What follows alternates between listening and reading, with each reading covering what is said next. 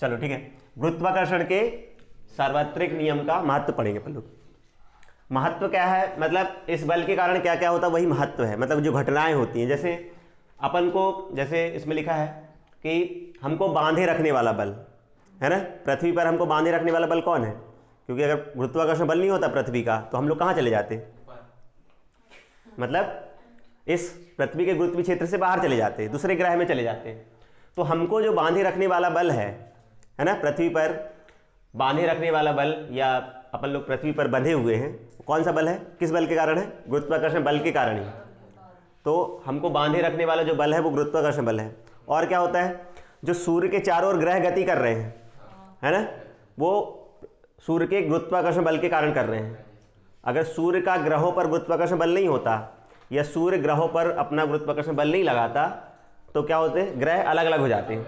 तो बांधे रखने वाला बल, ग्रहों को जो बांधे रखे हैं, मतलब जिस बल के कारण ग्रह सूर्य के चारों ओर गति करते हैं, उसे अपन क्या कहते हैं? गुरुत्वाकर्षण बल है। मतलब वो गुरुत्वाकर्षण बल के कारण ही है। इसी प्रकार अपना उपग्रह कौन है? चंद्रमा। चंद्रमा किसका चक्कर लगाता है?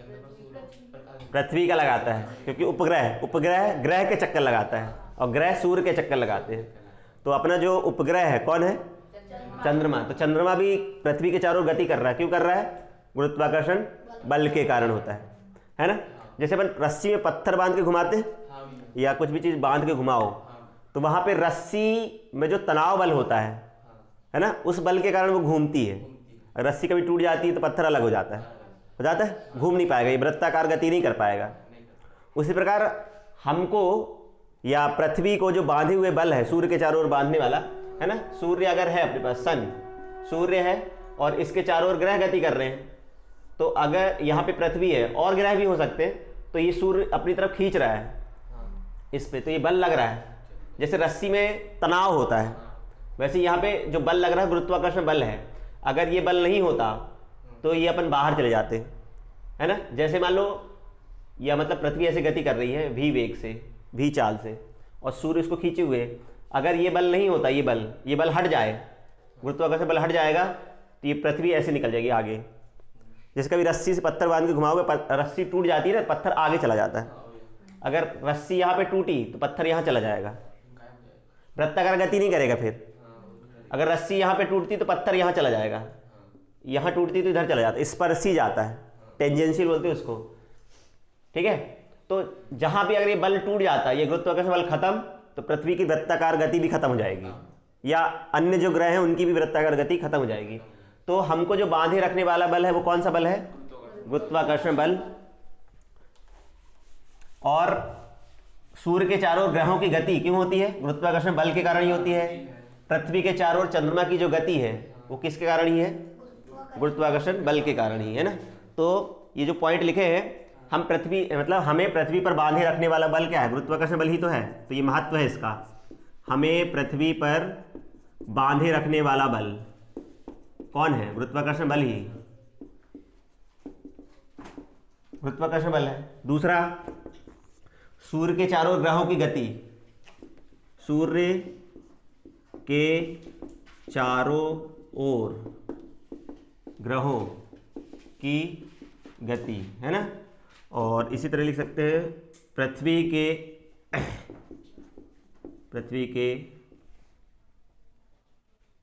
चारों ओर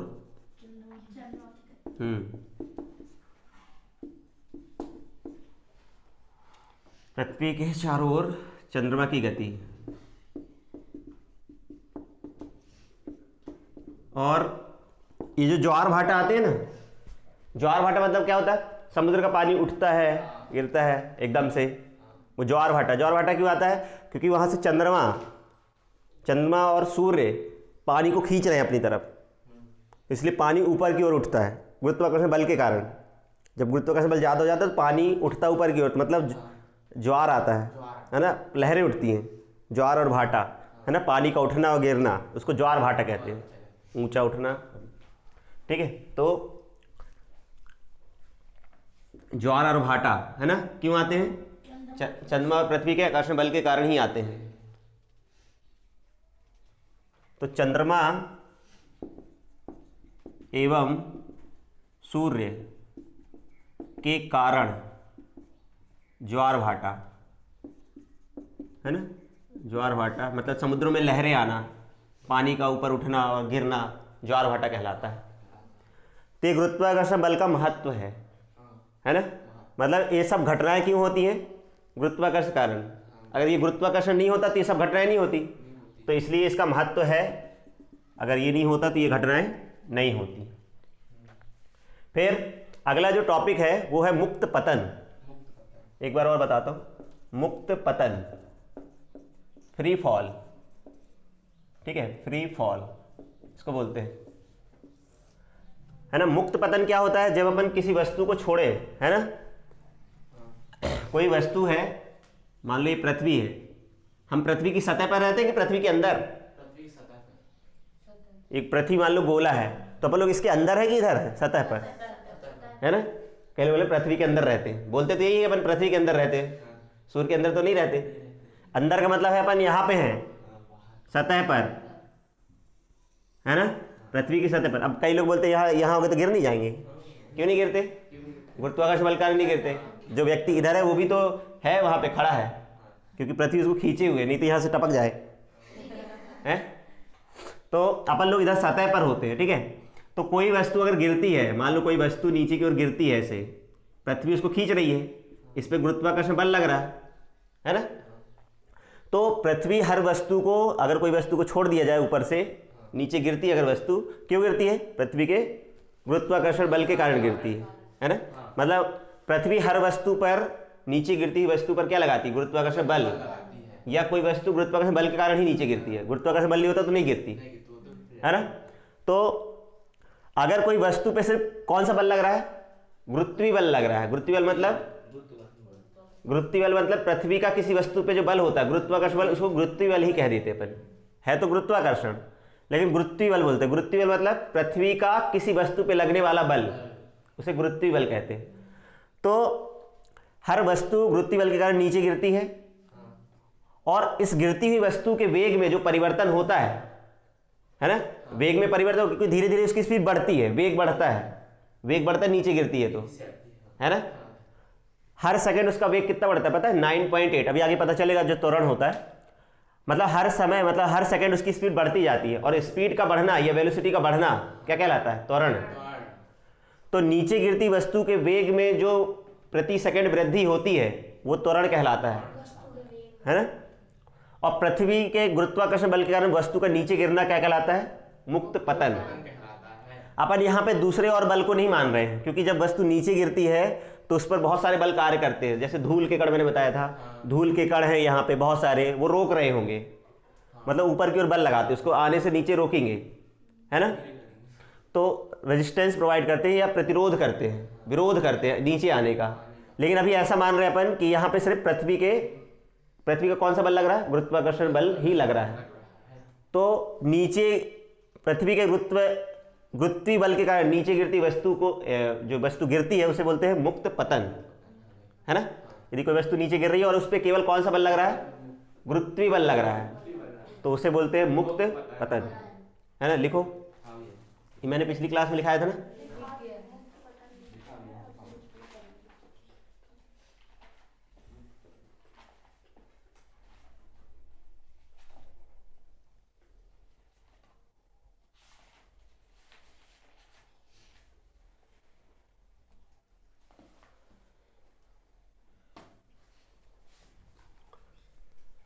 है ना। तो इसका मुक्त पतन क्या है?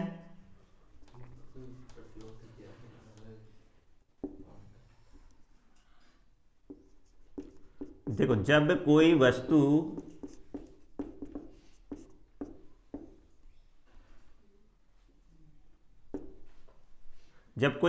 पृथ्वी के गुरुत्वीय बल के प्रभाव में नीचे की ओर गिरती है,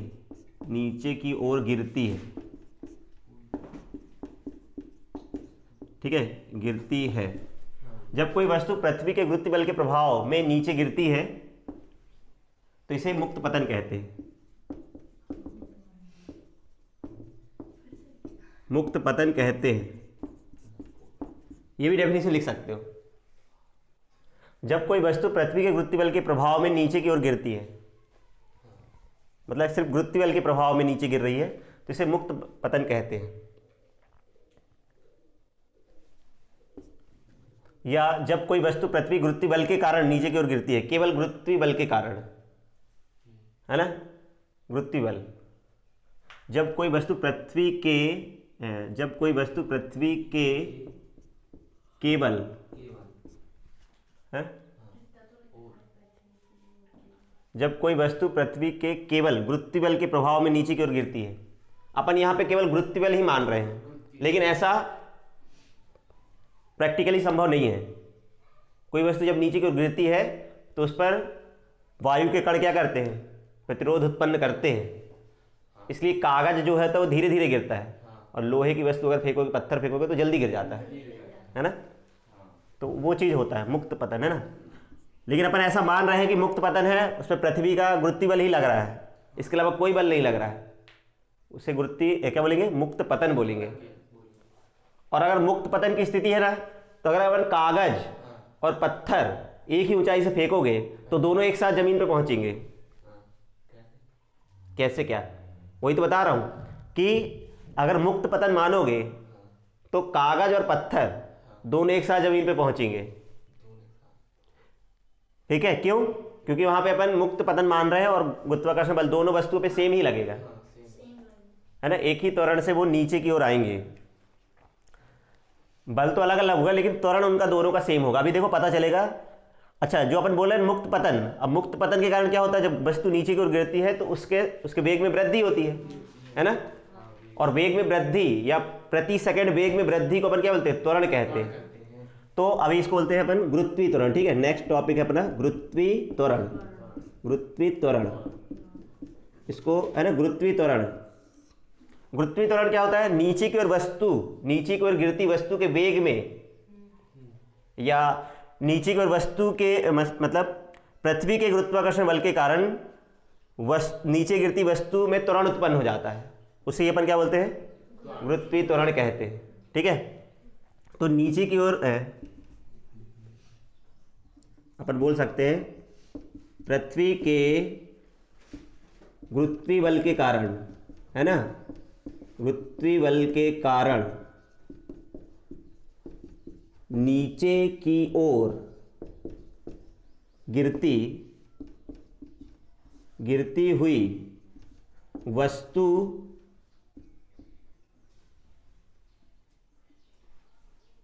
में त्वरण उत्पन्न हो जाता है, या वस्तु में उत्पन्न त्वरण को क्या बोलते हैं, गुरुत्वीय त्वरण कहते हैं। गुरुत्वीय त्वरण कहते हैं, क्या कहते हैं, गुरुत्वीय त्वरण कहते हैं। इसे जी से प्रदर्शित करते हैं, स्मॉल जी से, जी से प्रदर्शित करते हैं, जी से प्रदर्शित करते हैं। ठीक है, ये गुरुत्वीय त्वरण की परिभाषा है।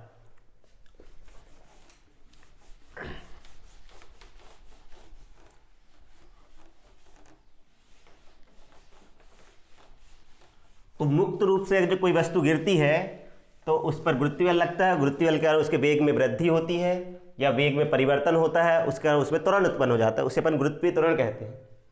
क्योंकि त्वरण मैंने बताया था ना, त्वरण है ये गुरुत्वीय त्वरण। तो अपन त्वरण पढ़े थे ना, त्वरण की मात्रक क्या होता है, मीटर प्रति सेकेंड स्क्वायर।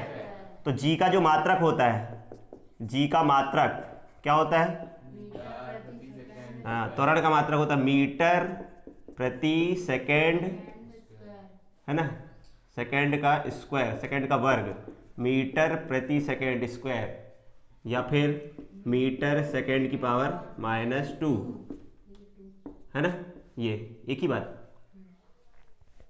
और क्योंकि त्वरण एक सदिश राशि है इसलिए जी भी एक सदिश राशि है। जी मतलब गुरुत्वीय त्वरण।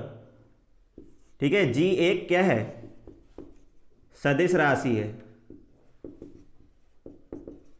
और सदिश राशि तो फिर इसकी दिशा भी होनी चाहिए, सदिश राशि है तो फिर इसकी दिशा भी होना चाहिए। एक सदिश राशि है जिसकी दिशा कहाँ होती है, जिसकी दिशा, हाँ, जिसकी दिशा पृथ्वी के केंद्र की ओर होती है, केंद्र की ओर होती है, जिसकी दिशा पृथ्वी के केंद्र की ओर होती है। ठीक है, तो गुरुत्वीय त्वरण क्या है, पृथ्वी के गुरुत्वीय बल के कारण नीचे की ओर गिरती हुई वस्तु में त्वरण है ना, वस्तु में उत्पन्न त्वरण को, सॉरी यहाँ पे लिखना उत्पन्न त्वरण को, गिरती वस्तु में उत्पन्न त्वरण को गुरुत्वीय त्वरण कहते हैं। इसे जी से प्रदर्शित करते हैं, है ना। तो इसको जी से प्रदर्शित करते हैं। जी का मात्रक हो गया मीटर प्रति सेकंड स्क्वायर, त्वरण का मात्रक। जी एक सदिश राशि है, सदिश मतलब जिसमें दिशा होती है ना, क्योंकि हमेशा जो बल लगता है, गुरुत्वीय बल हमेशा देखो कहाँ लग रहा है, इसकी दिशा केंद्र की तरफ होती है, इसलिए इसकी दिशा हमेशा केंद्र की तरफ होती है। तो ये था गुरुत्वीय त्वरण। ठीक है, नोट कर ली।